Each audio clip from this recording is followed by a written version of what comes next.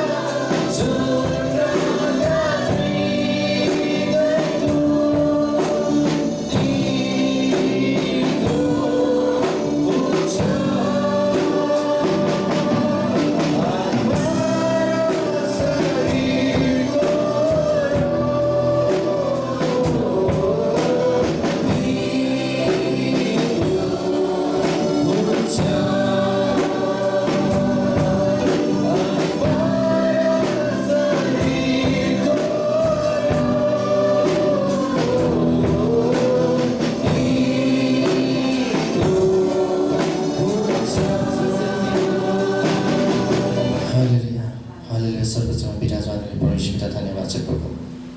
साँच्चै नै प्रभु तपाईँ महान परमेश्वर हामी स्तुति आराधना चढाएका छौँ प्रभु। तपाईँ पवित्र परमेश्वर हामी स्तुति आराधना चढाएका छौँ प्रभु। तपाईँ मात्र एकमात्र परमेश्वर हामी धन्यवाद चढाएका छौँ प्रभु। यसलाई ग्रहण गर्नुहोस् प्रभु। ओ प्रभु यस स्तुति आराधनाले तपाईँ रहनु भएको छ प्रभु। धन्यवाद छ परमेश्वर पिता। स्तुति आराधना ग्रहण गर्नुहोस् प्रभु। धन्यवाद छ। सम्पूर्ण स्तुति आराधना चढाउने माग्दछु आज शिशु प्रभुको नाम। आमेन।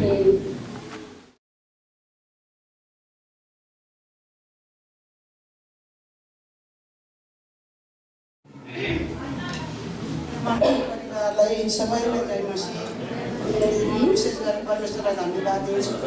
मेरो श्रीमानले परमेश्वरलाई चिन्नुभयो, अस्थिकरण गर्नुभयो। गुरुबालाई म धेरै बेर पढिरहेको थिएँ। गुरुबा मेरो श्रीमानको लागि प्रार्थना गरिदिनु। मण्डली परिवारलाई म बिहिबार चाहिँ भन्थेँ, शनिबार चाहिँ कहिले पनि मैले भनेको थिइनँ।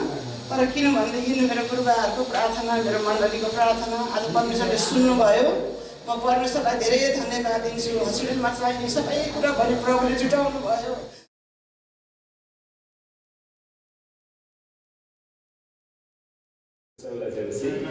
अनि तपाईँहरू पनि आपसमा अभिवादन गर्नुहोला।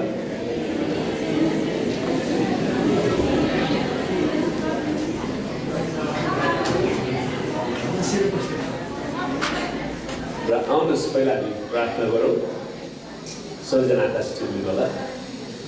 परमेश्वर पिता, हामी तपाईँलाई धन्यवाद दिँदछौँ किनकि तपाईँ आदि र अन्त्य, अल्फा र ओमेगा, तपाईलाई निको पार्ने परम प्रभु, तपाईँ सर्वशक्तिमान, सर्वज्ञानी, सर्वव्यापी, अपरिवर्तनीय परमेश्वर, तपाईँ अनुग्रही परमेश्वर, तपाईँ साँच्चै अनुग्रह गर्नमा छिटो तर रिस गर्नमा धीमा परमेश्वर।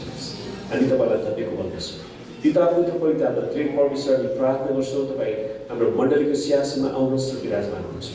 र आजको सङ्गति गर्दछ प्रभु हजुर आफै गरिदिनुहोस् र हामीलाई हरेकलाई तपाईँको वचन धीरजका साथ सुन्नलाई शक्ति दिनुहोस्, अभिषेक दिनुहोस् प्रभु र हाम्रो ध्यानलाई एकाग्रता दिनुहोस् पिता। धन्यवाद छ येशूको नाम।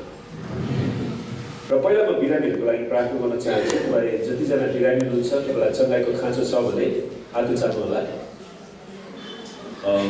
अनि हात उचाल्नु भएको बिरामी जति उभिनुहोस्।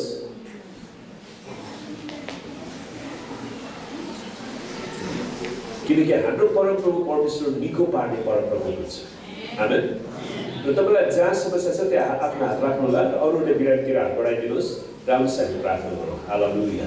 हो रब शिखर रब रहत रब चन्द्र रब सम्रेखेर हेतेर रब खोर रब रहन्द रब। परमेश्वर पिता, हामी प्रार्थना गर्छौँ तपाईँका छोराछोरीको शरीरमा जे जति रोग बिमारहरू, शारीरिक दुर्बलताहरू, शैतानका आक्रमणहरू, तन्त्रका श्रापहरू छन् त्यसलाई येशूको नाउँमा र येशूको कुराको चोटमा ती सबै रोगहरू निको भइसकेको घोषणा गर्छ। पवित्र आत्मा तपाईँले येशूको चङ्गाइलाई बगाइदिनुहोस्। प्रत्येकलाई छुनुहोस् प्रभु, पूर्ण चङ्गाइलाई छुटकारा दिनुहोस् येशूको नाममा। बस्नु होला। र अर्को विषय हामी प्रार्थना गर्नेछौँ। बाइबलले भन्छ काम नगरेले खाना पनि नखाओस्। आमेन। किनकि हामी मण्डलीमा के पाउँछौँ होइन, तर प्रभुको राज्यको लागि के दिन सक्छौँ भनेर आएका छौँ। प्रभुलाई धन्यवाद होस्। र तपाईँ जतिजना काम गरिरहनु भएको छ, तपाईँको अर्थतन्त्रमा, तपाईँको कारोबारमा परमेश्वरको आशिष चाहिन्छ भने हात उचाल्नु होला। र म तपाईँको लागि विशेष प्रार्थना गर्नेछु। जतिजनाको रुपियाँ पैसा फसेको छ भने त्यसलाई पनि हामी त्याग गरिदिँदछौँ र हरेकलाई प्रभुले आशीर्वाद दिउँ। परमेश्वर पिता, हामी तपाईँलाई धन्यवाद दिँदछौँ। मेहनती र परिश्रमी हातहरू प्रभु, जसले तपाईँको वचन अनुसार विभिन्न किसिमको व्यवसायमा, रोजगारमा गएर काम गरिरहनु भएको छ प्रभु। आफ्नो छोराछोरीको हातको परिश्रममा तपाईँले बेहिसाब आशिष र उन्नति दिनुहोस्। हरेकको आर्थिक कारोबारमा आशीर्वाद दिनुहोस्। हरेकलाई नयाँ नयाँ कामहरू जुटाइदिनुहोस्, नयाँ ठेकाहरू जुटाउनुहोस् प्रभु, नयाँ कोटेसनहरू जुटाइदिनुहोस् प्रभु। हामी तपाईँसँग बिन्ती गर्दछौँ। अनि जुन चाहिँ रुपियाँ पैसा फसेको छ त्यसलाई पनि हामी येशूको नाममा कोट्ने आज्ञा दिँदछौँ प्रभु। हरेकलाई तपाईँले आशिष दिनुहुन्छ। हरेकका हाम्रा मण्डलीका बालबच्चाहरूलाई प्रभुजी साँच्चै नै असल शिक्षा दीक्षा ज्ञान तपाईँले जुटाइदिनुहोस् प्रभुजी। तपाईँसँग बिन्ती गर्छ प्रभु। जसरी तपाईँले आशिष दिनुहुन्छ नि हरेकलाई दशांश, स्वेच्छाको बेटी, प्रेम बेटी, धन्यवाद बेटी दिनलाई सिकाउनुहोस् येशूको नाम। हुन्छ, परमेश्वरलाई धन्यवाद होस्। र आज हामी एउटा अर्को महत्त्वपूर्ण विषयमा परमेश्वरको वचनलाई सुनेछौँ र यसको मुख्य विषय छ हामीले मानिसहरूको होइन परमेश्वरको आज्ञा पालन गर्नै पर्छ। हामीले मानिसहरूको होइन परमेश्वरको आज्ञा पालन गर्नै पर्छ। We must obey God rather than men। है इङ्ग्लिसमा। र यसको मुख्य पृष्ठभूमिको लागि हामी प्रेरित 5 को 27 देखि 42 पदलाई हेर्नेछौँ।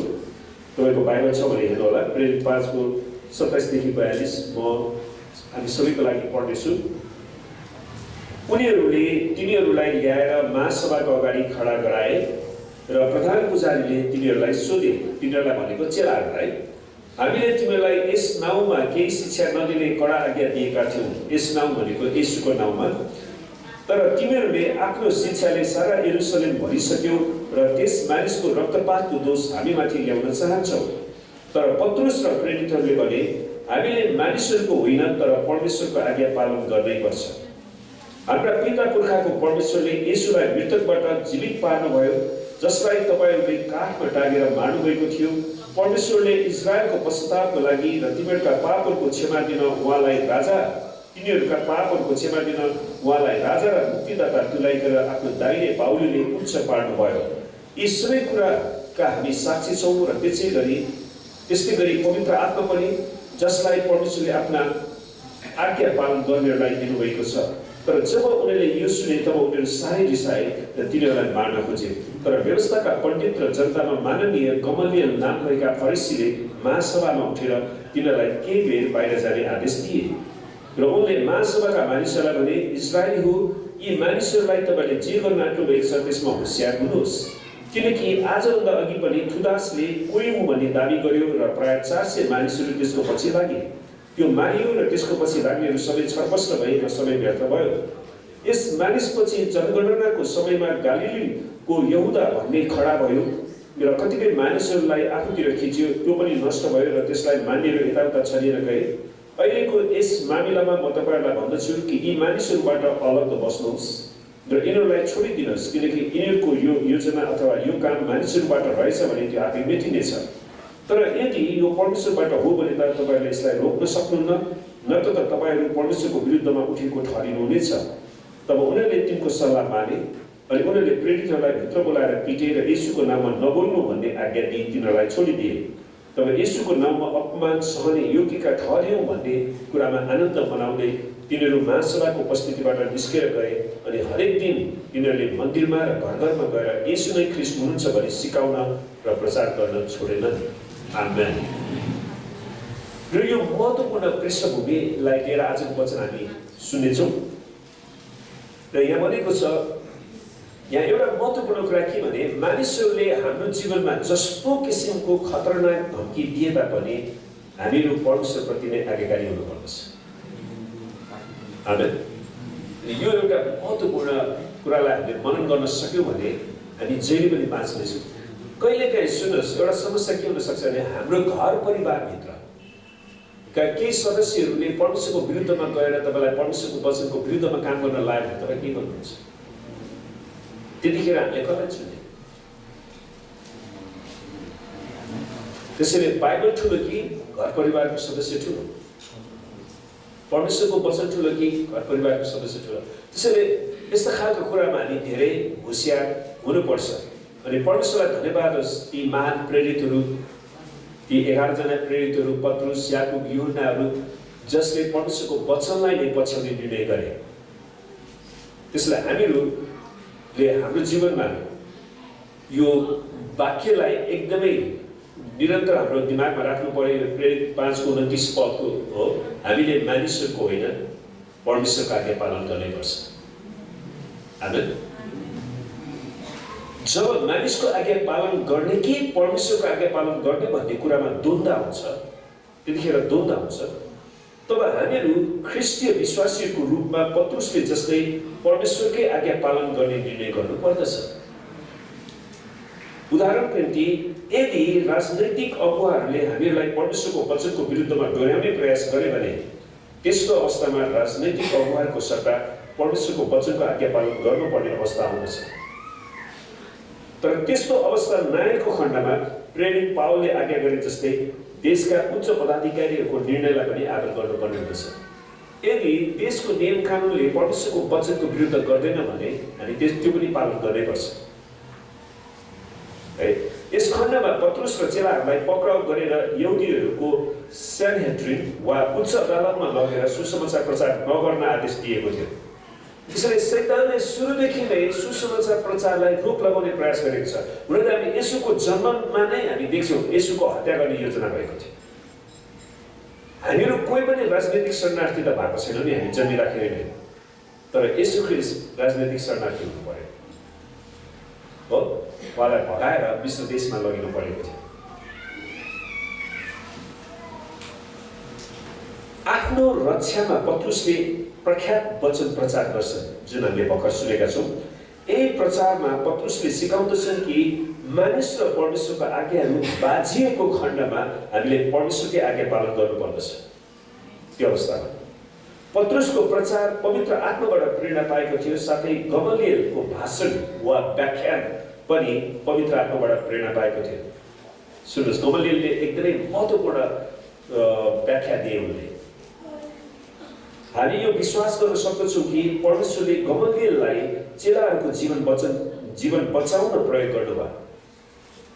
नत्र उनीहरूले येशूलाई हत्या गर्नेहरूले चेलाहरूलाई हत्या गर्न के गाह्रो कुरा थियो हो, तर परमेश्वरले तिनीहरूकै नाचबाट गमलियललाई उठाउनु भयो अनि चेलाहरूको जीवन बचाउनलाई प्रयोग गर्नुभयो। यदि चेलाहरू त्यही बेला आफ्नो येशू ख्रीष्टमा भएको विश्वासको कारण मारिएका भए सम्भवतः ख्रिस्टीय विश्वासको प्रचार पनि मारिने थियो, किनकि हामीले त्यहाँ हेरौँ नि थुदास अनि अर्को मान्छेहरू उनीहरू मारे, उनीहरूको सबै कुरा मरेन भयो।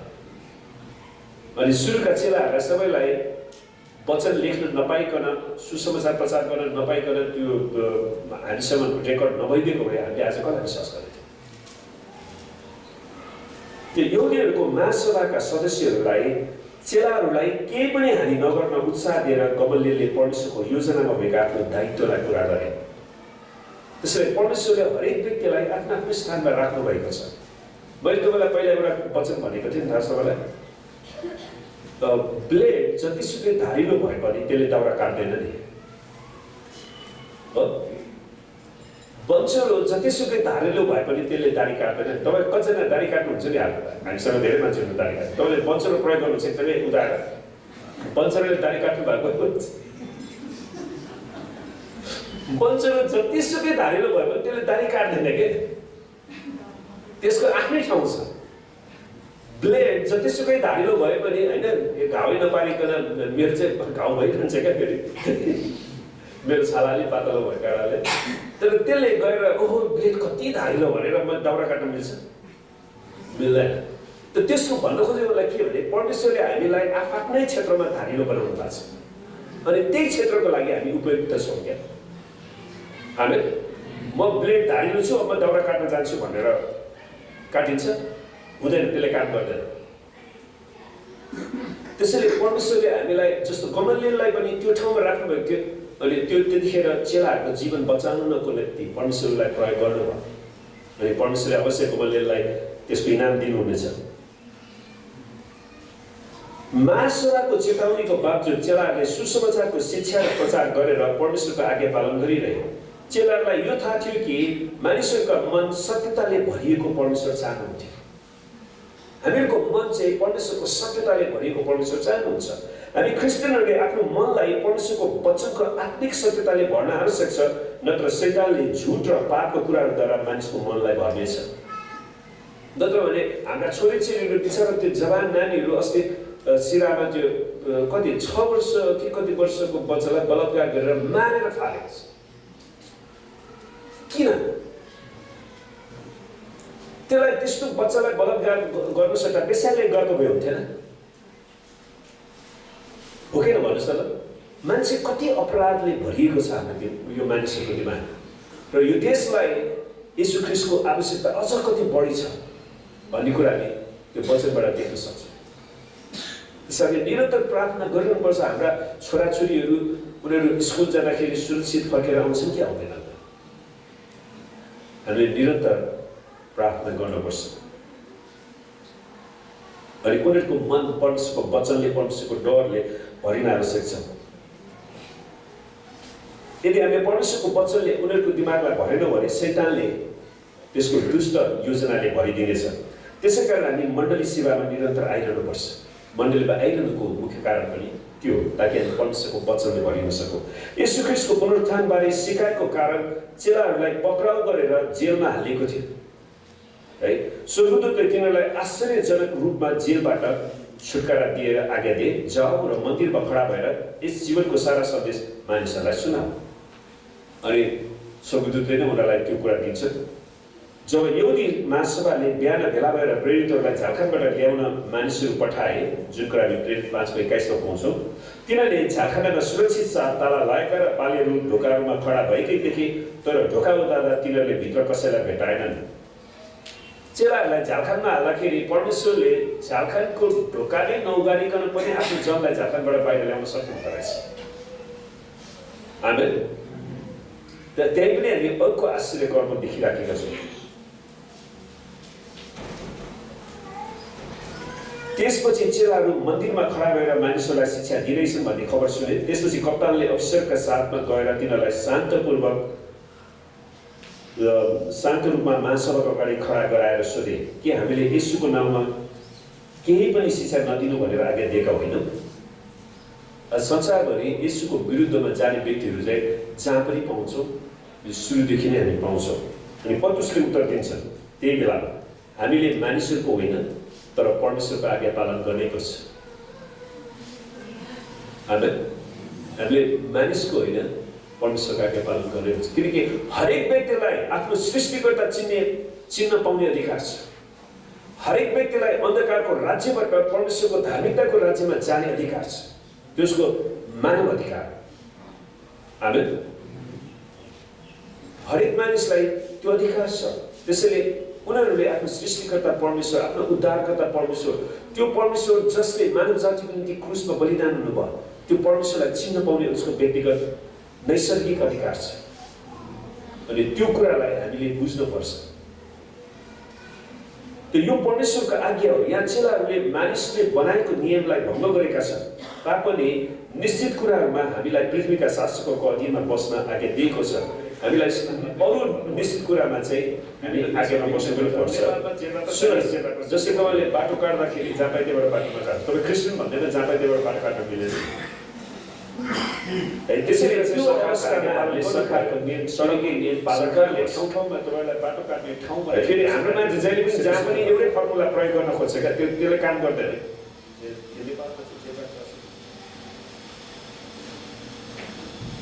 जसरी रोमीको पुस्तकले भन्दछ, हरेक व्यक्ति शासन गर्ने प्रशासकहरूको अधीनमा बसोस्। परमेश्वरबाट आएको अधिकार बाहेक अरू कुनै अधिकार हुँदैन। जुन प्रशासकहरू छन् ती परमेश्वरबाट नियुक्त भएका हुन्। रोमी 13:1। त्यसैले परमेश्वरले नियुक्त गर्नुभएको छ भने परमेश्वरले नै हटाउनु पनि हुन्छ होइन। त्यसैले हामी चाहिँ परमेश्वरको डरमा बसेर अगाडि बढौँ। यसै कारण प्रशासकहरूको विरुद्धमा खडा हुनेले परमेश्वरबाट नियुक्त भएकाहरूको विरोध गर्छ र जसले विरोध गर्छन् तिनीहरूले दण्डको आज्ञा पाउनेछन्। किनभने सुकर्मको निम्ति होइन तर कुकर्मको निम्ति शासकहरूको डर मानिन्छ। के तिमी प्रशासकहरूको डरमा रहन चाहँदैनौ? त्यसो भए असल काम गरेर तिमीबाट प्रशंसा मिल्नेछ, किनकि तिम्रो भलाइको निम्ति तिमी परमेश्वरका सेवक हुन्। तर यदि तिमी खराब गर्छौ भने डर मान, किनभने तिमीले दरबार व्यर्थमा भिड्दैनन्।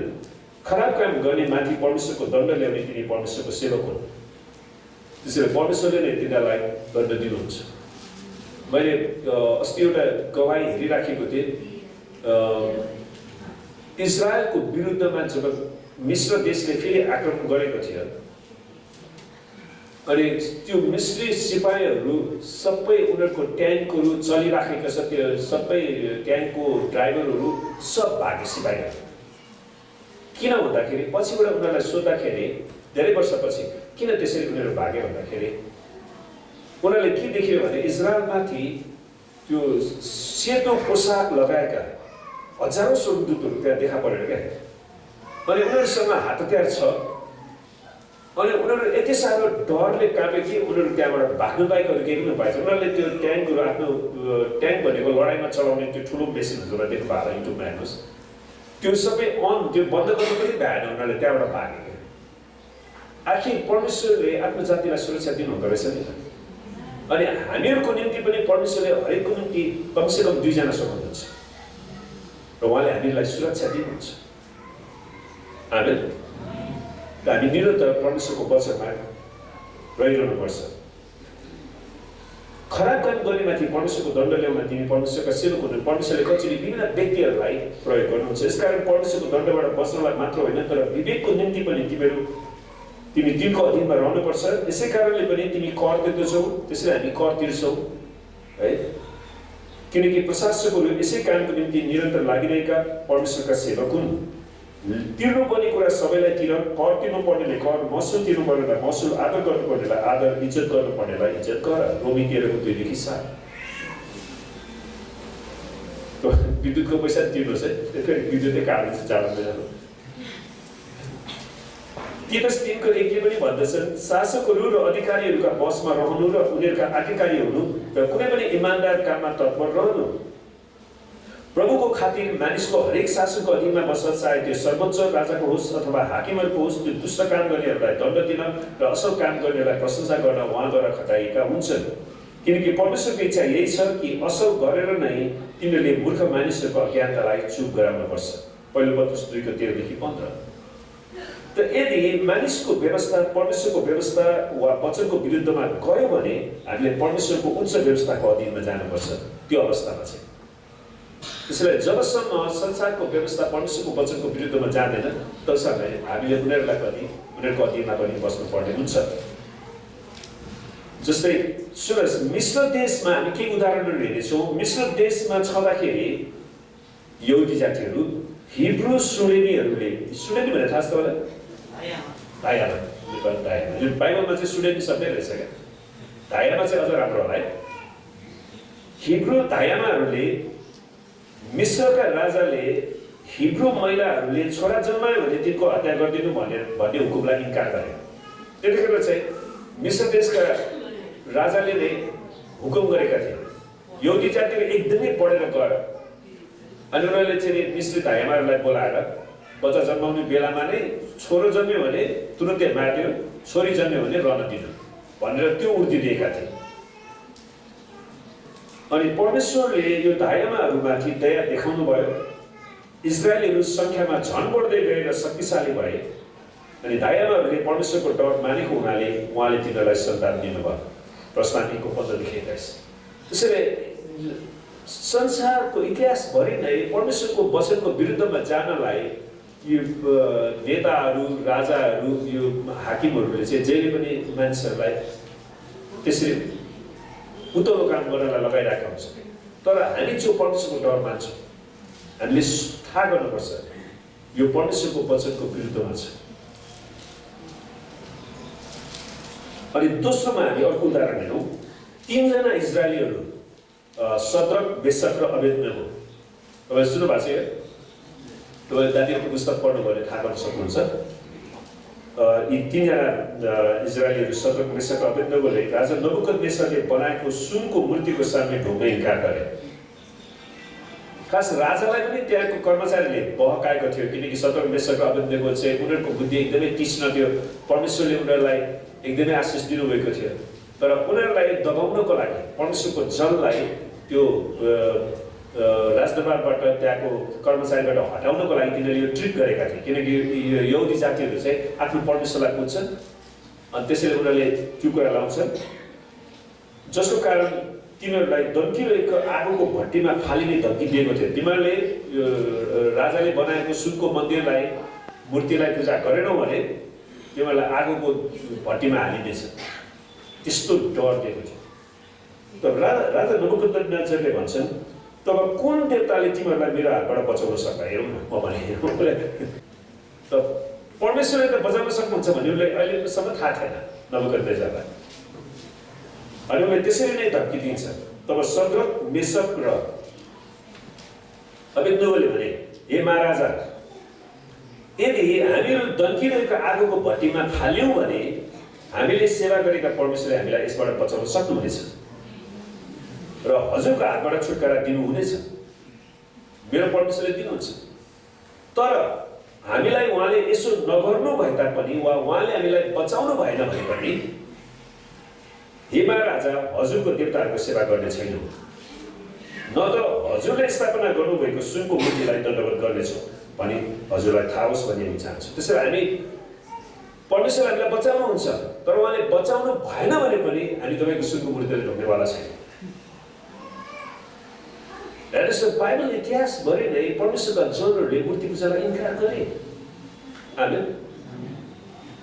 त्यसो मतलब के त हामीले कुनै पनि रूपमा हाम्रो घरभित्र मूर्ति पूजालाई भित्राउन हुँदैन। कहिलेकाहीँ यो समस्या हुन्छ, तपाईँले केही राम्रो काम गर्नुभयो अनि विभिन्न प्रोग्रामहरूमा तपाईँले राम्रो काम गर्नुभयो भने फेरि अचेल एउटा के चलन निस्केर छ भने त्यो लाफिङ बुद्ध भन्ने त्यो पित्तलको मूर्ति हुन्छ नि, सानो मूर्ति, त्यस्तो मुख पनि त्यो गाला पनि मोटो भएको पलेटी मारेको घुँडेवाला हुन्छ नि, त्यो लाफिङ बुद्ध हुन्छ त्यसलाई, त्यसको मूर्ति दिँदो रहेछ।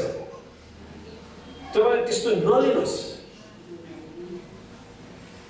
त्यस्तो उपहारहरू लिनु हुँदैन। त्यो मूर्ति आफै केही पनि होइन क्या खास हुन चाहिँ।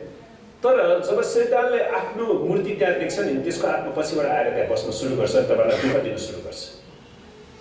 त्यसैले मानिसहरूको यस्तो खालको उपहार पनि लिनु। वास्तवमा हाम्रो विवाहको उपहारमा मानिसहरूले चाहिँ त्यो राम्रो राम्रो कप प्लेटहरू दिएको थियो कि, त्यो एकदमै चियाखाने प्लेट हुन्छ, तर सबैमा ड्रागनको छाप भएको क्या। अनि हामीले गर्दा त्यो सबै खुट्टालेर फाल्छ। त्यसैले तपाईँले विवाहहरूमा अरूलाई वा क्रिसमस गिफ्ट उपहार दिँदाखेरि पनि त्यो ड्रागनको छाप भएको बुद्धको मूर्तिहरू भएको, अहिले तपाईँले त्यो के अरे खादा पनि हेर्नुहोस्, हाम्रो क्रिस्चियनहरूले पनि बनाइरहेछ परमेश्वरको वचन लेखेको, मानिसहरूलाई खादा लाउँदा पनि त्यो शैतानको छाप भएको किन लाग्यो? होसियार गर्नुहोस् किन्दाखेरि तपाईँले किनेको सामानहरू।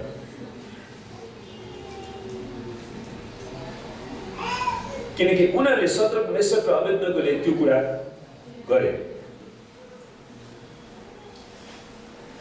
अनि त्यसपछि राजा नबुकदनेस्जर शद्रक मेशक र अबेदनगोसँग एकदमै रिसले चिन्नु भयो है, र त्यस आगोको भट्टीलाई साधारणभन्दा 7 गुणा चर्काउने हुकुम गरे। उसले अझै अब कति दाउरा लिएर आयो, कोइला थप्न लाग्यो होला है, त्यहाँनिर 7 गुणा भनेछ। हेर्नुहोस् है, तिनीहरू तिनैजनालाई दाउरा सुरुवाल टोपी र अन्य लुगाहरू सहित, तिनीहरू त अफिसको कर्मचारी हो, त्यो कर्मचारीको लुगा लगाएर, अब उनीहरूको त्यो बेलामा कस्तो लुगा थियो ट्याक्कै त छैन, जोसिया बाइबल अनुवाद गर्ने चाहिँ दाउरा सुरुवाल भनेर लेखिदिएछ, र अन्य लुगा सहित बाँधिएर उनीहरूलाई बाँधेरै दन्किरहेको आगोको भट्टीमा फ्याँकिदियो। हेर्नुहोस् है, तर आगोको भट्टी यति तातो थियो कि आगोको ज्वालाले शद्रक मेशक र अबेदनगोलाई लैजाने सिपाहीहरूलाई भस्म पार्यो। विचार गर्नुहोस्, किनभने उनीहरूले त्यो शद्रक मेशक र अबेदनगो तिनैजनालाई चाहिँ आगोको भट्टीको बिचमा पार्नु पर्यो नि त। अनि त्यसै पनि उनीहरू अलिकति छिर्यो होला क्या, त्यो छिर्दाखेरि पनि त्यो यति साह्रो डरलाग्दो थियो कि अब त्यो मासु डढ्न सुरु गरेपछि मासुमा त बोसो हुन्छ, यो शरीरमा आगो लाग्यो भने हतपत निप्दैन, पानी हालेर पनि निप्दैन। अनि उनीहरू तिनीहरू भस्म भयो। अनि 3 जना मानिसहरू दरिलो रूपमा बाँधेकै अवस्थामा दन्किरहेको आगोको भट्टीमा परे। तब राजा नबुकदनेस्जर आश्चर्यचकित हुँदै सोधे, के हामीले बाँधेर आगोमा फालेका 3 जना मानिस होइनन् र? 3 जनालाई पो फालेको थियो त। हेर त, आगोभित्र 4 जना मानिसहरू वरिपरि हिँडिरहेका देख्दछु। तिनीहरू नबाँधिएको र कुनै हानि नभएको देखिन्छन्, र त्यो चौथो चाहिँ देवहरूका पुत्र जस्तो देखिन्छ। नबुकदनेस्जर छक्क परे। परमेश्वरले उनीहरूको डोरी पनि फुकाइदिनु भयो। परमेश्वर त्यहाँ आउनुभयो, उहाँले स्वर्गदूतलाई खटाउनु भयो, उनीहरूको डोरी छिराइदिए अनि आगोको शक्तिबाट तिनीहरूलाई बचाउ। तब नबुकदनेस्जरले दन्किएको आगोको भट्टी ढोका नजिक गएर चिच्याए, ए शद्रक मेशक र अबेदनगो सर्वोच्च परमेश्वरका सेवक हो, बाहिर निस्केर आऊ। त्यसपछि बल्ल नबुकदनेस्जरले बुझ्यो कि उसको मूर्ति चाहिँ मूर्ति मात्रै रहेछ, सर्वोच्च परमेश्वर छुट्याउनु रहेछ, जसले त्यो डरलाग्दो 7 गुणा बढी आगोबाट पनि तिनीहरूलाई बचाउनु। तब शद्रक मेशक र अबेदनगो आगोबाट बाहिर निस्केर आए। उनीहरूले पनि यो भने होइन, हामी त आगोमै बस्छौँ भनेर बसेन नि। उनीहरूले त्यतिखेर राजाको आज्ञा पालन गरे। प्रान्तका बडा हाकिमहरू, अधिकारीहरू, राज्यपालहरू र सल्लाहकारहरूले देखे कि आगोले तिनीहरूको शरीरमा हानि पुर्याएको थिएन, नत्र त तिनीहरूको शिरको रौँ नै खरिएको थियो। त हेर्नुहोस्, त्यहाँ धेरै हाकिमहरू छ त्यहाँनिर। प्रान्तका बडा हाकिम, अधिकारी, राज्यपाल, सल्लाहकार, विभिन्न लेभलको सबै हाकिमहरू त्यहाँ थिए। अनि उनीहरूले त्यो शरीरलाई राम्रोसँग जाँचे सुँगे यसकोमा आगोको गन्ध उनीहरूको रौँ होइन तपाईँ कहिलेकाहीँ आगो ताप्दाखेरि रौँ पनि डढ्छ नि कस्तो गनाउँछ नि उनीहरूले सबै सुँगे केही खन्दा थिएन अनि एकजनाले जाँचेको होइन नि त्यो धेरै अधिकृतहरू थिए अनि तिनीहरूको लुगालाई आगोले छोडेको थिएन र तिनीहरूमा आगोको कुनै गन्धै समेत थिएन हामीलाई थाहा छ नि तपाईँले आगो ताप्दाखेरि त्यसको राग आउँछ क्या हुँदैन आगोको राग हातमा लुगामा पनि अझ उनको लुगा छ भने त कति धुवाको गन्धहरू त्यहाँ आइरहेको हुन्छ र उनीहरूमा कुनै पनि गन्ध पनि थिएन विचार गर्नुहोस् त्यसपछि नबुकदनेस्सरले भने सद्रक मेशक र अबेदनेगोको परमेश्वरलाई प्रशंसा होस् जसले आफ्ना दूतलाई पठाउनु भएर आफ्ना सेवकहरूलाई छुटकारा दिनुभयो त नबुकदनेस्सरले बल्ल यो कुरा बुझे तिनीहरूले उहाँमाथि विश्वास गरे र राजाको हुकुमलाई अस्वीकार गरे आफ्नो परमेश्वरलाई छोडेर कुनै देवतालाई सेवा गर्नु वा दण्डवत गर्नुभन्दा बरु आफ्नो जीवन दिनलाई तयार भए उनीहरू मर्न तयार भए तर उनीहरूले आफूलाई मृत्युमा सुम्पिए तापनि परमेश्वरलाई जीवन दान दिनुभयो वास्तवमा भनेर त्यहाँनिर अर्को पुनरुत्थान भयो है यो दानियल 3:12-28 3 अध्याय तपाईँले पढ्नुभयोले थाहा पाउनुहुन्छ त्यसपछि हामी देख्छौँ दानियलले पनि अर्को केस दानियलको केसमा पनि दारा राजालाई मात्रै प्रार्थना गर्नुपर्ने उल्टीलाई इन्कार गरे हेर्नुहोस् त्यहाँ यो भनौँ न उनीहरू जुन बाबिलोनको राज्यमा चाहिँ राजाहरू सबै आफैलाई ईश्वर मान्ने चलन क्या पहिला नेपालमा पनि त त्यो चलन थियो नि राजालाई देख्यो भने त्यो दिनभरिको पाठशाला हुन्छ भनेर मान्छेहरू राजसभाले भन्दाखेरि दायाँ बायाँ सबै लाइन मिलेर उनीहरू राजाको दर्शन गर्न भनेर बस्थे नि त्यो मानसिकता चाहिँ सुरुदेखि नै हामी देख्छौँ अनि दारा राजाको समयमा दानियलको पालामा पछि अर्को राजा आउँछ अनि दारा राजालाई मात्रै प्रार्थना गर्नुपर्ने उर्दीलाई दानियलले इन्कार गर्छन् जसको कारण उनलाई सिंहको खोरमा फालिएको थियो दानियललाई तब भोलिपल्ट बिहानै राजा सिंहको खोर नजिकै गएर बोलाए ए दानियल जीवित परमेश्वरका सेवक कि तिमीले निरन्तर सेवा गरेका तिम्रा परमेश्वरले तिमीलाई सिंहबाट बचाउनु भएको छ अनि वास्तवमा दारा राजालाई बाध्य बनाएको थियो त्यो त्यहाँको अधिकृतहरूले छलकपट गरेर किनकि उनीहरू पनि दानियलसँग रिसाएका थिए दानियलको बुद्धिको सामने उनीहरू कोही पनि टिक्न सकेन त्यसैले हेर्नुहोस् जहाँ पनि राम्रो मान्छेलाई गिराउन चाहन्छन् त जो पनि अनि उनीहरूले त्यहाँका अरू भाइबरदारहरूले दानियललाई फसाउनको लागि राजालाई उनीहरूले चाहिँ त्यस्तै किसिमले आज्ञा दिए अनि दानियलले प्रार्थना गरे किनकि उनले कुनै पनि भ्रष्टाचारी थिएन उनले घुस खान्थेनन् उनले अनि अरू सबै कर्मचारी र हाकिमहरू घुस खाने दानियलले कतिचोटि सम्झायो होला तिमीले तलब खाइरहेको छौ किन घुस खानु पर्यो अनि त्यसरी दानियललाई उनीहरूले ती गलत कर्मचारीहरूले राजालाई फसाएर दानियललाई हालेको थियो तर दारा आफै त्यसमा खुसी थिएन त्यसैले उनी भोलिपल्ट बिहानै जान्छ अनि उसले सोध्छन् दानियल जीवित परमेश्वरका सेवक के तिमीले निरन्तर सेवा गरेको तिम्रो परमेश्वरले तिमीलाई सिंहबाट बचाउनु भएको छ दानियलले उत्तर दिए महाराज अमर रहौँ मेरा परमेश्वरले आफ्ना स्वर्गदूत पठाउनु भयो र उहाँले सिंहको मुख थुनिदिनु भयो आमेन सद्रक मेशक अबेदनेगोलाई स्वर्गदूत पठाएर आगोबाट बचाउनु भयो दानियललाई सिंहको मुखै थुनिदिनु सायद उनी सिंहसँग मजाले खेलिरहेको थियो होला क्या कुकुरसँग सुमसुमाउँदै तिनीहरूले मलाई कुनै चोट पुर्याएका छैनन् किनभने उहाँको दृष्टिमा म निर्दोष भेटाइए परमेश्वरले मलाई सिंहको मुखमा जानलाई रोक्नुभयो पछि राजा दाराले अर्को उर्दी निकाले हेर्नुहोस् है मेरो राज्यभरका मानिसहरूले दानियलको परमेश्वरको भय मान्नु र आदर गर्नुपर्छ सुन्नुहोस् दानियलको विश्वासको कारणले गर्दाखेरि दानियलले विश्वास गरेको परमेश्वरको प्रचार राजा दाराले नै गरे भनेपछि हाम्रो विश्वासमा विश्वास योग्य भयो भने यो देशले परमेश्वरको सामने घोडा टेक्नु पर्नेछ आमेन तर हामी आफै नै भ्रष्ट भइराख्यौँ भने के हुन्छ संसार त आफै भ्रष्ट छ उनीहरूले हेर्नुपर्ने भनेको मतलब मण्डलीलाई हो संसारले आफ्नो उद्धार पाउने ठाउँ मण्डलीका विश्वासीहरू जसले परमेश्वरलाई चिनेका छन् अनि उनीहरूमा पनि सत्यता भेटेन भने अब संसारको मान्छे कहाँ जान्छ स्वतः नरक जान्छ अनि त्यसको दण्ड परमेश्वरले मण्डलीलाई पनि दिनुहुन्छ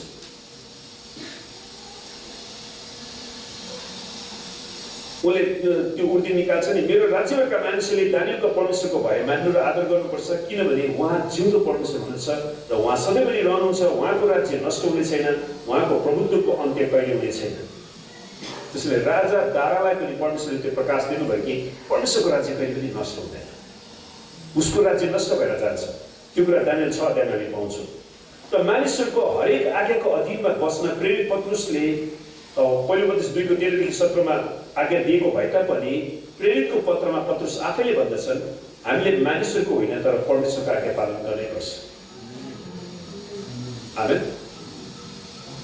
आज संसारका धेरै देशहरूले भ्रूण हत्या गर्न कानुनी मान्यता दिएको छ है, गर्भपतन गराउने कानुनी मान्यता दिएको छ। त्यसले बाइबलको आज्ञाको विरोध गर्छ। कहिले हत्या नगर, ठुलो मान्छे हत्या गरे पनि सानो बच्चा हत्या गरे पनि दुवै परमेश्वरको स्वरूप हुने। त्यसैले हामी क्रिस्चियनहरूले हाम्रो गर्वलाई बचाउनु पर्छ। आमेन। अनि परमेश्वरको व्यवस्थाको यो आज्ञालाई उल्लङ्घन गरेका छन्, त्यो अवस्थामा हामीले हाम्रो गर्भपतन गराउनु हुँदैन, त्यसलाई जीवित राख्नै पर्छ। जुन कुरा हामी व्यवस्था 5:17 प्रस्ताव 13मा पाउँछौँ। अब समलिङ्गी सम्बन्धी परमेश्वरको वचन पनि विरोधी भएको छ है।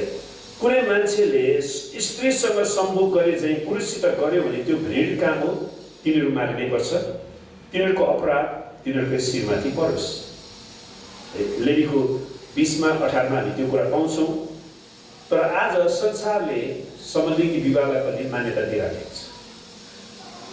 त्यसैले त्यो परमेश्वरको वचन विरोधी हो। त्यसैले हामी निरन्तर प्रार्थना गर्नु पर्यो, छोरा मान्छेले छोरी मान्छेसँग, छोरी मान्छेले छोरा मान्छेसँग पवित्र विवाह हुन सकोस्। आमेन। समलिङ्गी भनेको एउटै लिङ्गी स्त्री विवाह गर्ने, पुरुष विवाह गर्ने, होमोसेक्सुअल। अनि पुरुषगामीहरू पनि उही हो, सडोमाइट्स भन्ने शब्द रहेछ इङ्ग्लिसमा। अनि सदोमीहरूले पनि त्यहाँनिर आएका पुरुषहरूसँगै यौन सम्बन्ध राख्ने प्रयास गरेका थिए। अनि ती पुरुषगामीहरू परमेश्वरको राज्यको हकदार हुने छैनन्। त्यसले बाइबलले भन्छ यो परमेश्वरको राज्यको हकदार हुने छैन। अनि मैले अस्ति त्यो युट्युबमा एक्चुअली हेर्ने मौका पाएँ। अमेरिकामा विशेष गरी जोहरूलाई त्यतिकै शैतानले उनीहरूलाई भाडेर, सुरुमा उनीहरू कतिजना छोरा मान्छे थिए, अनि हामीलाई चाहिँ छोरी मान्छे बनाइदेऊ भनेर गयो। अनि 10 वर्ष जति उनीहरू छोरी मान्छे बने, हस्पिटलमा लगेर अब सबै अपरेसन गरेर छोरी मान्छेको हार्मोन्सहरू सबै दिएर उनीहरू त्यसरी गऱ्यो। अनि 10 वर्षपछि त्यसले पनि शान्ति दिएन अरे क्या। म तिनीहरूको गवाई विशेष गरी ध्यान दिएर सुनेँ, त्यसले पनि शान्ति दिएन। अनि उनीहरू फेरि डक्टरलाई गएर हामी पहिला जे थियौँ त्यही बनाइदेऊ,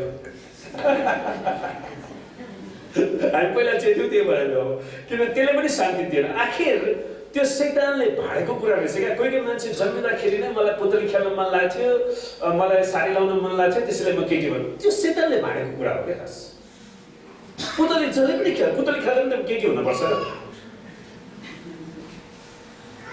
अब कपाल लामो पाल्न मन लाग्थ्यो भन्दैमा तपाईँ केटी बन्न आवश्यक छ? पाल्नु न त लामे कपाल पनि के, कुनै अपरेसन नगरेको। अनि आखिर तिनीहरूमध्ये कतिजना जस त्यो 10 वर्षको अवधिमा परमेश्वरले काम गर्नुभयो, उनीहरूको हृदयमा परिवर्तन भयो, उनीहरूले परमेश्वरलाई चिने। अनि उनीहरूले हामी पहिला जे थियौँ त्यही बनाइदिन सक्छौँ।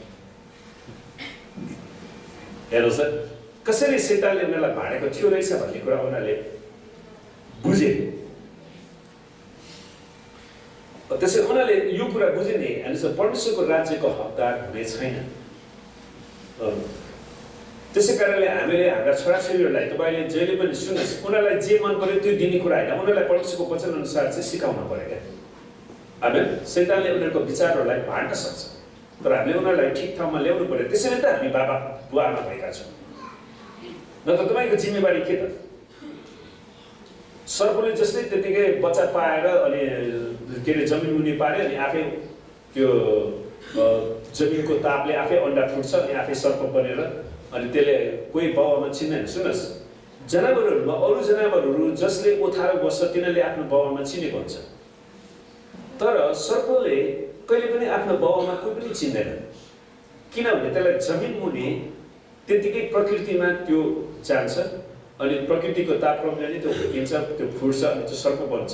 अनि त्यसैले तपाईँले जस्तो सर्पलाई पाल्नुभयो अन्तमा त्यही सर्पले तपाईँलाई डस्छ क्या खास। त्यसले कहिले पनि आफ्नो मालिक चिन्दैन। कुकुरलाई पाल्नुहोस् त, कसले आफ्नो मालिक चिन्छ? ब्वाँसोहरूले पनि चिन्डो रहेछ। अमेरिकामा धेरै केस रहेछ त्यस्तो। अरू जनावरहरूले चिन्छ। मान्छेले बिरालो पाल्छ, बिरालोले पनि आफ्नो मालिक चिन्छ। तर सर्पले, तपाईँले सर्पलाई दुध खुवाएर पाल्नुहोस्, त्यसले चिन्दैन। पहिला इन्डियाको पेपरमा पनि उनीहरूले मैले त्यो रिपोर्ट हेरेको थिएँ। एकजना मान्छेले त्यो सर्पलाई बिहानै बेलुका दुध खुवाएर पाल्यो अनि उसले दिन्छ 30 दिनमा त्यो सर्पले उसलाई 45 चोटि ठुङ्गेर गयो। जबकि तपाईँले एउटा कुकुरलाई 1 प्लेट भात खान दिनुभयो भने भरेपल्ट तपाईँलाई देख्यो भने त्यसले तपाईँको गन्ध थाहा पाएर नै त्यो पुच्छर आउँछ क्या भन्छ। सर्पले त नचिन्दो रहेछ। त्यसैले शैतानले कतिजना मान्छेहरूलाई त्यसरी भाँडिराखेको हुन्छ। त्यसले कसको भन्ने कुरा केही पनि चिन्दैन। त्यसले सबैलाई नरकमा पार्न चाहन्छ। यहाँनिर पत्रुसले लेख्छन्, हाम्रा पिता पुर्खाको परमेश्वरले यसुलाई मृतकबाट जीवित पार्नुभयो। यसु बौरी उठ्नु भएको छ। हामीले यो थाहा गर्न आवश्यक छ कि यो अदालत पुनरुत्थानमा विश्वास नगर्ने न्यायाधीशहरूद्वारा भरिएको थियो, विशेष गरी पत्रुसहरूको अदालत। अहिले चेलाहरूले सासका साथ घोषणा गरिराखेका छन् कि तिनीहरूका पिता पुर्खाका परमेश्वरले यसुलाई मृतकबाट बौरी उठाउनु भयो। त्यो अदालतका ती फरिसीहरू, सदुकीहरू, ती प्राण पुजारीहरू जसले यसलाई क्रुसमा मृत्युदण्ड हुनको लागि सुम्पेका थिए, अनि यस चेलाहरूले उनीहरूलाई त्यही कुरा बताउँछ। यसुको पुनरुत्थानको प्रचार गरिएको कारण ती इजरायलका अगुवाहरू रिसाएका थिए। यही कारण पहिलोचोटि चेलाहरूलाई पक्राउ गरिएको थियो। पत्रुस र यूहन्ना मानिसहरूसँग बोल्दैन थिए। पुजारीहरू, मन्दिरका कप्तान र सदुकीहरू तिनीहरूका आए। उनीहरू रिसाएका थिए किनकि यसुमा पुनरुत्थान हुन्छ भन्ने कुरा तिनीहरूले मानिसहरूलाई सिकाउँदै थिए। किनकि यसुलाई उनीहरूले नै क्रुसमा टाँगेका थिए नि त खास।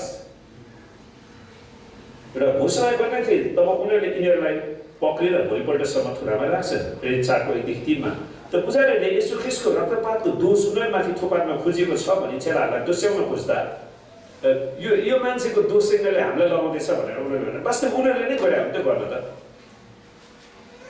त्यो बेलामा प्रेरित पत्रुसले उत्तर दिन्छ नि, परमेश्वरले यसुलाई मृतकबाट जीवित पार्नुभयो, जसलाई तपाईहरूले काठमा टाँगेर मार्नु भएको थियो। तपाईहरूले नै काठमा टाँगेर मार्छ। त्यसैले जुन प्रेरित 5:30 छ, यसरी पत्रुसले तिनीहरूको दोष तिनीहरूकै काखमा राखिदिए। तपाईहरू यो दोषबाट उम्किन सक्नुहुन्न, बरु पश्चाताप गर्नुहोस्, प्रभुले क्षमा दिनुहुन्छ। किनकि यसु ख्रिस्टले क्रुसमा मर्नुभन्दा अगाडि जस्तो उहाँले बोल्नुभएको एउटा महत्त्वपूर्ण वचन छ। उहाँले के भन्नुभयो? हे पिता, यिनीहरूलाई क्षमा गर्नुहोस्, यिनीहरूले के गरिरहेका छन् सो जान्दैन। त उहाँले त क्षमा त दिइसक्नु भयो नि। परमेश्वरलाई धन्यवाद होस्, हाम्रो प्रभु येशू तितोपनामा मर्नु भएन, तितोपना लिएर मर्नु भएन। उहाँले क्षमा दिनुभयो। उहाँको हृदय विशाल थियो, उहाँलाई थाहा थियो तिनीहरू शैतानले प्रयोग भएका छन्। एक दिन उनीहरूले पश्चाताप गर्छन् कि भनेर उहाँले पहिल्यै क्षमा दिनुभयो। तर तिनीहरूको हृदय झन् कठोर भयो। त यसु ख्रिस्टलाई झुन्ड्याएको क्रुसको आकार ठ्याक्कै कस्तो थियो भन्ने हामीलाई थाहा छैन, किनभने त्यतिखेर उनीहरूले फोटो त खिचेन। तर यो कुरा स्पष्ट छ कि कुनै पनि ख्रिस्टले क्रुसलाई पूजा गर्दैनन्। परमेश्वरले हामीलाई क्रुसलाई पूजा गर्नु भन्नुभएको छैन। तर बुझ्नै पर्ने महत्त्वपूर्ण कुरा चाहिँ यसु ख्रिस्ट सबै मानव जातिको पापको निम्ति क्रुसमै झुन्डाइनु भएको थियो। त्यसैले त्यो वेदी हो जुन वेदीमा परमेश्वरले आफ्नो रगत बगाउनु भएको थियो, जुन रगतले हाम्रो पापलाई क्षमा गरेको थियो। आमेन। त यहाँ प्रयोग भएको रुखको निम्ति ग्रीक शब्द चाहिँ जुलन भन्ने शब्द रहेछ, जसको अर्थ काठबाट बनेको एउटा क्रुस वा लामो काठ। अनि जीवित रुख, त्यो हरियो रुखको लागि चाहिँ ग्रीकमा ह्युग्रोस भन्छ। त्यसैले त्यहाँ ह्युग्रोस शब्द प्रयोग गरेको छैन। त्यसैले यसुलाई काठमै टाँगेको। त्यसैले त्यो यहोवाको साक्षीहरूको उनीहरूलाई शैतानले त्यतिकै भाँडिराखेको छ।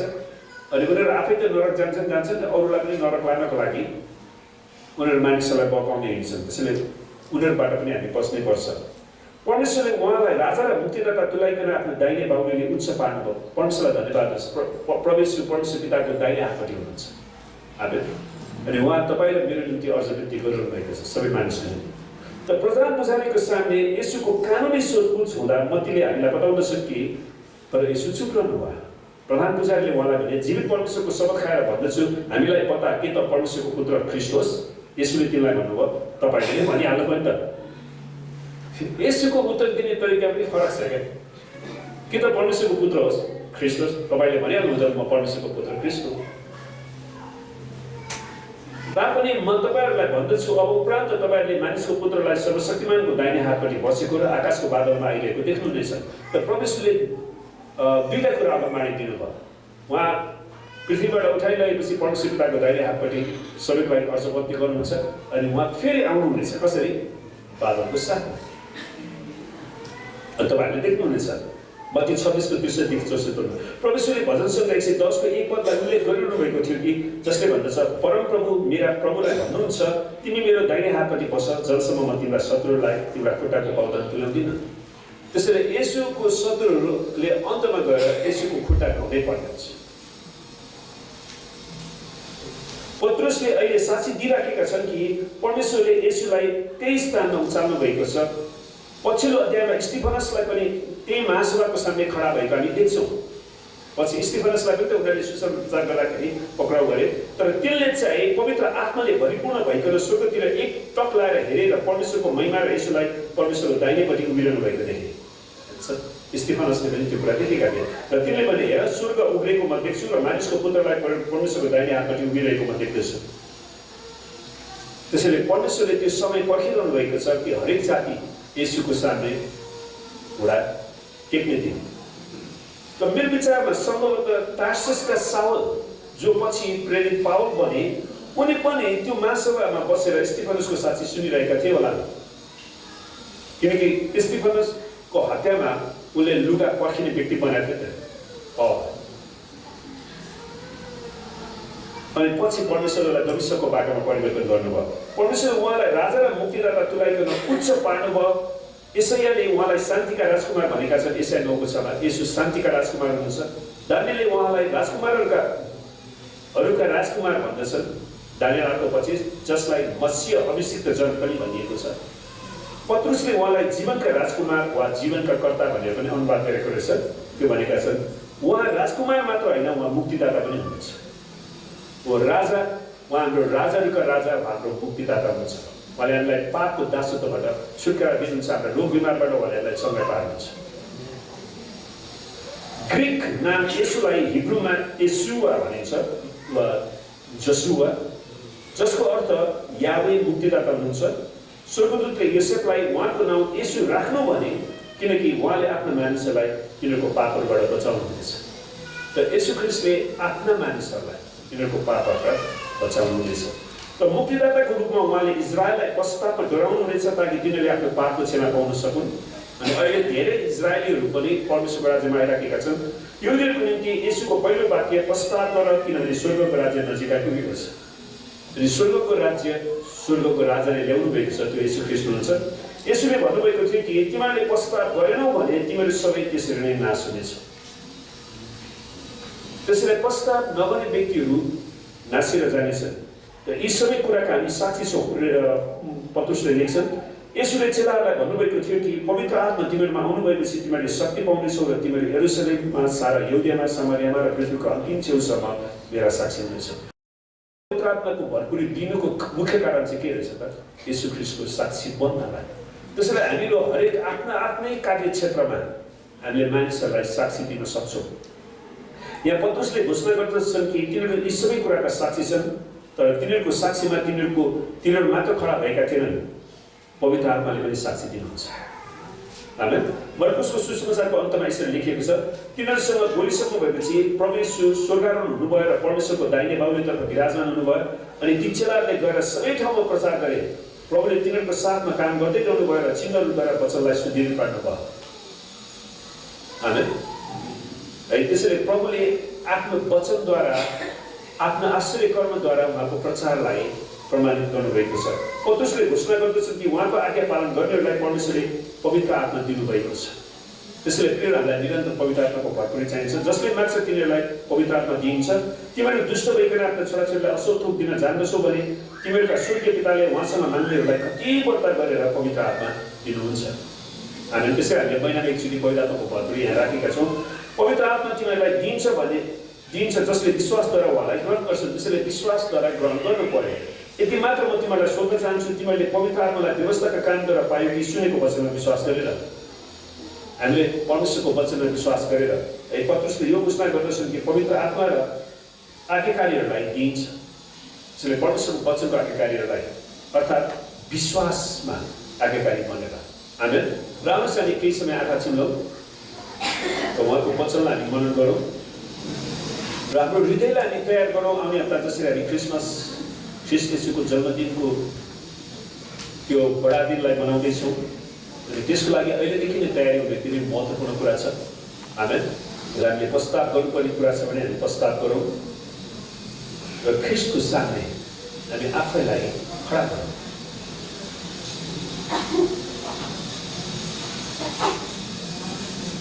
परमेश्वर पिता, हामी तपाईँलाई धेरै धेरै धन्यवाद दिँदछौँ। तपाईँ कति महान परमेश्वर, तपाईँ भययोग्य परमेश्वर, तपाईँ कृपालु परमेश्वर,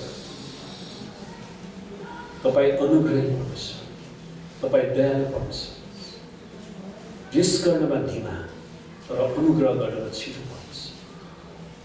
प्रभु, तपाईँको चरित्र कति महान छ। साँच्चै हामीलाई तपाईँको चरित्रलाई अभ्यास गर्ने, मनन गर्ने छोराछोरी बनाउनुहोस्। प्रभु, हरेकलाई तपाईँको प्रेमले भर्नुहोस्। प्रभु, हरेकलाई पवित्र आत्माले भर्नुहोस् र तपाईँको साक्षी बन्ने शक्ति दिनुहोस्। हामी आगामी दिनमा धेरैभन्दा धेरै मानिसलाई तपाईँको राज्यमा डोराउन सकौँ, ख्रिस्टमा ल्याउन सकौँ। प्रभु, हामी प्रार्थना गर्छौँ आज जो जति आउन सक्नु भएन, कोही रोगी बिरामी हुनुहुन्छ भने उनीहरूलाई हामी येशूको नाममा चङ्गाइको घोषणा गर्छौँ। कोही घटीकमीमा छन् भने उनीहरूको आवश्यकतालाई पुर्याउने आज्ञा दिँदछौँ। प्रभु, हामी प्रार्थना गर्छौँ आउने दिनहरूमा तपाईँले हरेकलाई डोराउनुहोस्। यो हप्ताभरिको हाम्रो सेवाकाईमा, यात्रामा, पढाइमा, कामहरूमा तपाईँले हामीलाई आशीर्वाद दिनुहोस्। प्रभु, हामी प्रार्थना गर्छौँ परमेश्वर तपाईँले यस मण्डललाई आशीर्वाद दिनुहोस् र हरेकलाई रक्षा गर्नुहोस्। परमेश्वर पिता, हामी प्रार्थना गर्छौँ तपाईँले आफ्नो मुख यस मण्डलीमाथि चम्काउनुहोस्, हरेकलाई तपाईँले अनुग्रह गर्नुहोस्। परमेश्वर पिता, हामी प्रार्थना गर्छौँ तपाईँले आफ्नो चेहरा यस मण्डलीमाथि प्रकाश गरिदिनुहोस् र हरेकलाई तपाईँको अनन्त शान्तिले भर्नुहोस् प्रभु, ताकि तपाईँको नाउँ मात्र यस मण्डलीमा उचालिन सकियोस्। धन्यवाद छ र परमेश्वर पिताको प्रेम, परमेश्वर ख्रिस्टको अनुग्रह र पवित्र आत्माको सङ्गति र सहभागिता हामीहरू हरेकसित आजदेखि सदा सर्वदा रहेर येशूको नाम।